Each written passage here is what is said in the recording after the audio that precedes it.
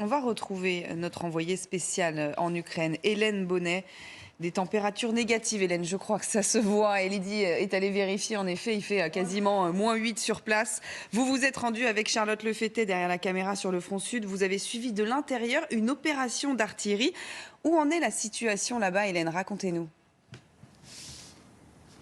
Eh bien, vous l'évoquiez à l'instant, le cœur des combats, c'est dans le Donbass, mais ce front sud où nous nous sommes rendus, il est actif lui aussi. Nous avons suivi ces artilleurs. Ils nous ont expliqué lors de cette opération qu'ils visaient l'artillerie des Russes, qu'ils avaient senti un renfort de leurs effectifs après la libération de Kherson. Et donc, l'objectif, c'est de continuer à bombarder des lieux stratégiques, des positions stratégiques des Russes dans des conditions compliquées, notamment à cause du terrain, mais aussi de la météo. Écoutez ce que disent ces militaires.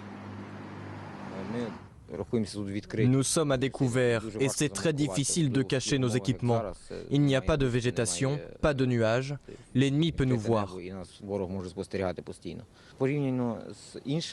En comparaison avec les autres fronts, comme ceux de Donetsk ou Lugansk,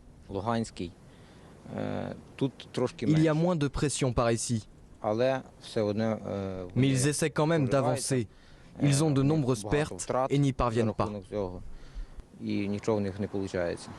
Alors, ce qu'on a pu constater pour l'instant, c'est que cette ligne de front, elle reste assez figée. Elle l'est depuis plusieurs mois. Pourtant, les Ukrainiens pourraient être tentés de pousser la contre-offensive à cet endroit, de descendre au sud, reprendre la ville de Melitopol, qui est stratégique. Elle se trouve entre le sud et l'est de l'Ukraine. Elle permettrait, si elle tombait aux mains des Ukrainiens, d'isoler un peu plus la Crimée. Pour l'instant, on n'en est pas là. Pourtant, l'armée ukrainienne explique que certains villages au nord de Melitopol ont été évacués par les Russes. Des informations qui ont été démenties par les forces d'occupation sur place.